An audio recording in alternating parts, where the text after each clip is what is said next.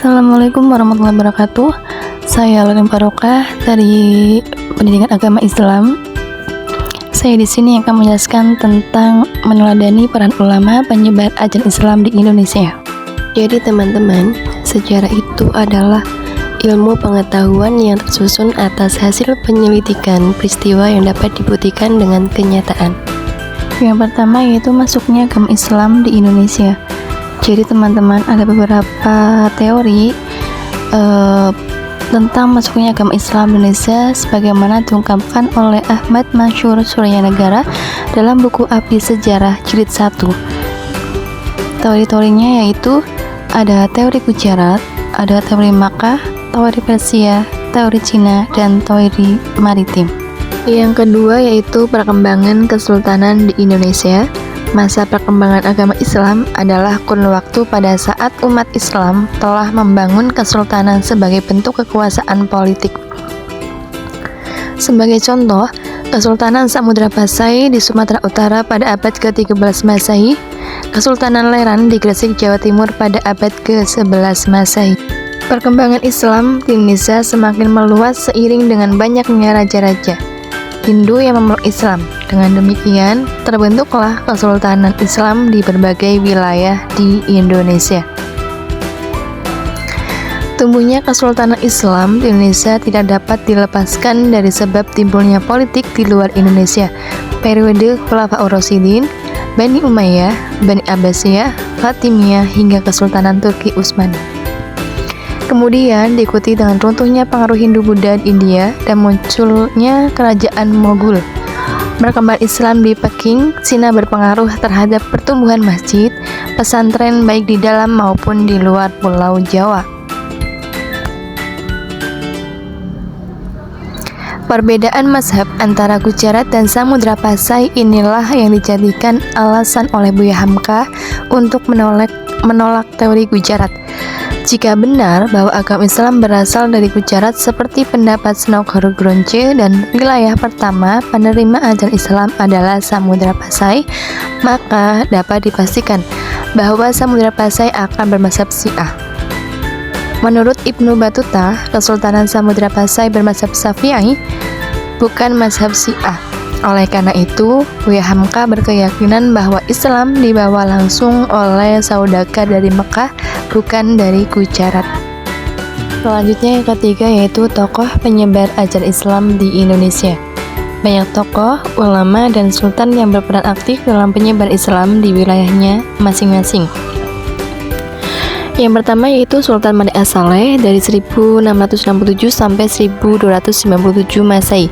Mayurah Silu atau Sultan Malik As-Saleh merupakan pendiri dan raja pertama Samudra Pasai, yaitu berdiri pada tahun 1267 Masehi. Mayurah Silu memeluk Islam berkat pertemuannya dengan Syekh Ismail dari Mekah. Sultan Malik As-Saleh merupakan tokoh penyebar Islam di Nusantara dan Asia Tenggara. Hal ini disebabkan oleh kuatnya pengaruh kekuasaan Samudra Pasai di bawah kepemimpinan Sultan Malik As-Saleh.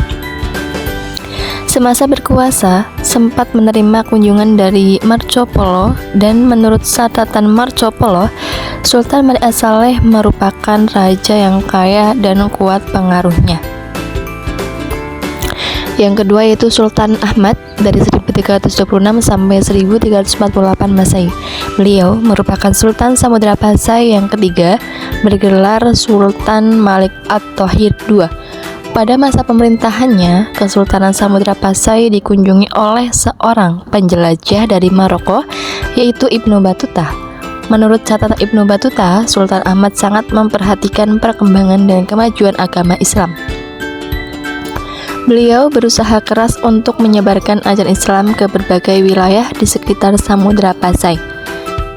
Yang ketiga yaitu Sultan Alauddin Lia Shah dari 1538 sampai 1571 Masehi. Beliau merupakan Sultan Aceh ketiga, terkenal sebagai peletak dasar-dasar kejayaan Kesultanan Aceh.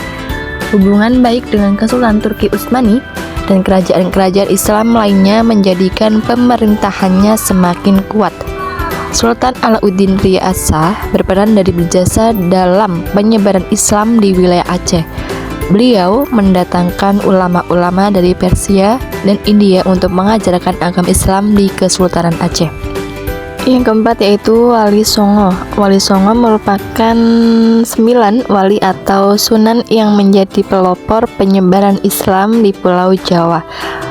Mereka adalah Maulana Malik Ibrahim atau Sunan Gresik, Raden Rahmat atau Sunan Ampel, Maulana Makdum Ibrahim atau Sunan Bonang, Raden Paku atau Sunan Giri, Syarifuddin atau Sunan Derajat, Raden Masyahid atau Sunan Kalijaga, Jafar atau Sunan Kudus, Raden Umar Said atau Sunan Muria, dan Syarif Hidayatullah atau Sunan Gunung Jati.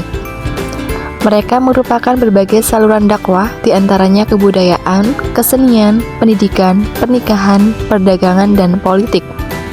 Penyebaran Islam di seluruh wilayah Nusantara dipengaruhi oleh jalur perdagangan dari berbagai negara seperti Persia, India, dan Arab. Selanjutnya yaitu Sultan Alauddin. Sultan Alauddin nama aslinya adalah Satu Ma'arangi Daeng Manrabiah. Dinobatkan sebagai Raja Goa pada usia 7 tahun. Beliau termasuk tokoh yang berjasa besar pada penyebaran Islam di Sulawesi Selatan.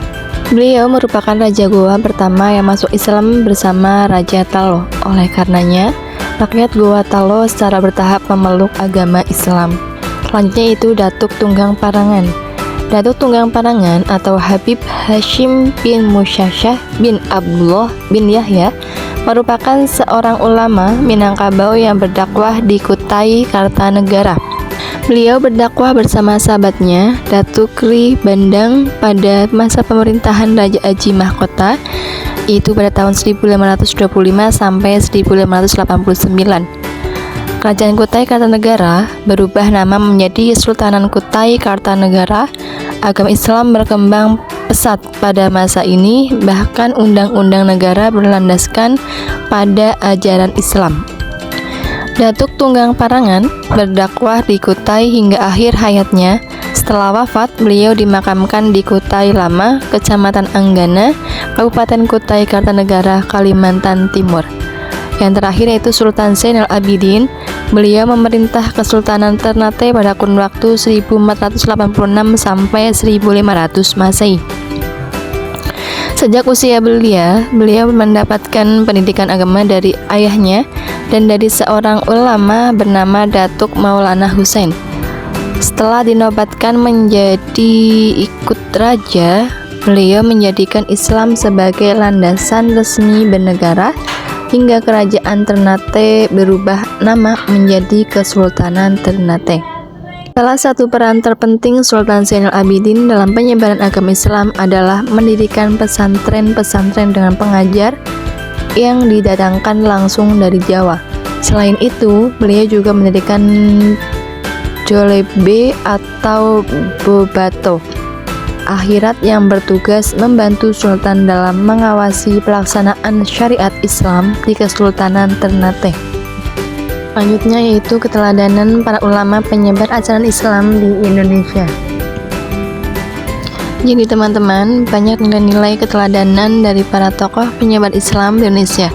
Di antara nilai keteladanan tersebut yaitu yang pertama adalah hidup sederhana.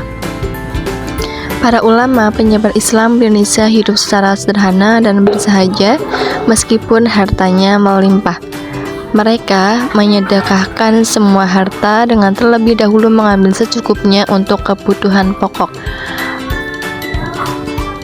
Berkat kesederhanaan para ulama penyebar Islam di Indonesia, perjuangan dakwah menunjukkan hasil luar biasa. Banyak rakyat jelata, masyarakat miskin, orang awam dengan sukarela memeluk agama Islam.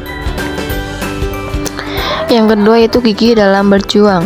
Untuk meraih keberhasilan dalam menyebarkan Islam di Indonesia diperlukan kegigihan dan tekad kuat. Ulama penyebar Islam di Indonesia telah menunjukkan sikap bersemangat, pantang menyerah, gigih dalam memperjuangkan ajaran Islam. Tak dapat dipungkiri, untuk meraih suatu cita-cita dibutuhkan pengorbanan dan perjuangan panjang. Kegigihan dalam berjuang harus diikuti dengan sifat optimis dan tawakal kepada Allah SWT. Semua keberhasilan merupakan karunia Allah Subhanahu wa Ta'ala yang harus disyukuri. Sedangkan kegagalan harus diatasi dengan tawakal kepadanya.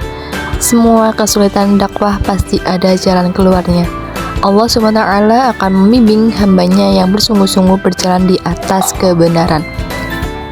Selanjutnya yaitu menguasai ilmu agama secara luas dan mendalam. Menyampaikan ajaran Islam kepada masyarakat yang sudah beragama bukanlah persoalan mudah. Adat dan budaya lokal sudah mentradisi begitu kental di masyarakat. Para ulama melakukan penyesuaian ajaran Islam dengan tradisi lokal tersebut tanpa menghilangkan adat yang sudah berlaku di masyarakat. Hal ini hanya bisa dilakukan oleh ulama dengan penguasaan ilmu agama yang mumpuni, luas, dan mendalam. Belajar ilmu agama harus melalui seseorang guru yang jalur keilmuannya bersambung sampai Rasulullah SAW.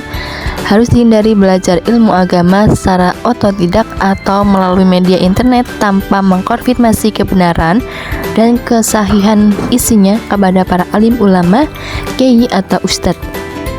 Jika ini dilakukan, maka akan berpotensi tersesat dan menyesatkan. Selanjutnya itu produktif berkarya.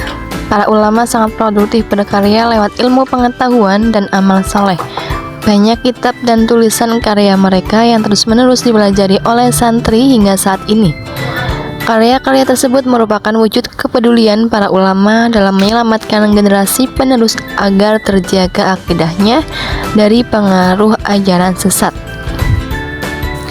Nilai manfaat dari karya tersebut dapat diperoleh dengan cara membaca dan mempelajarinya sehingga menambah wawasan dan hasanah keagamaan. Dalam hal ini, budaya literasi yang dipraktikkan oleh para ulama harus dijadikan inspirasi oleh umat Islam. Membaca dan menulis merupakan dua aktivitas dasar dalam menerapkan budaya literasi. Di era revolusi industri saat ini, literasi di bidang teknologi harus terus-menerus digelorakan. Hal ini dikarenakan kreativitas dan inovasi teknologi modern sangat penting untuk menopang keberlangsungan kehidupan berbangsa dan bernegara. Selanjutnya itu sabar. Ujian dan cobaan dialami oleh para ulama penyebar Islam di Indonesia berhasil dilalui dengan kesabaran. Salah satu hikmah adanya ujian tersebut adalah dapat diketahui tingkat keimanan seseorang. Allah SWT hendak menguji siapakah di antara hambanya yang terbaik amal-amalnya. Seorang pendakwah harus memiliki tingkat kesabaran tinggi karena menghadapi umat yang memiliki keragaman budaya, etnis, tingkat pendidikan, dan kepribadian. Selanjutnya yaitu menghargai perbedaan.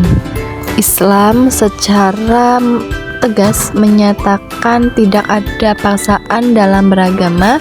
Semua orang dipersilakan memilih agama dan kepercayaan masing-masing.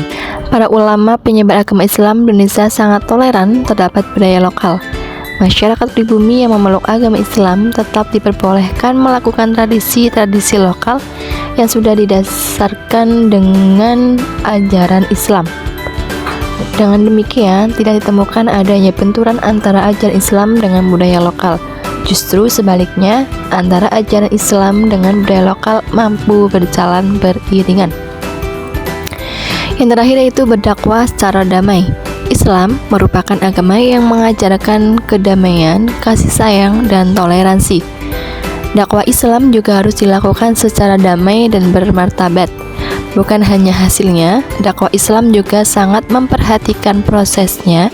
Proses dakwah harus dilakukan dengan mengedepankan dakwah secara damai, bukan dengan kekerasan dan memaksakan kehendak.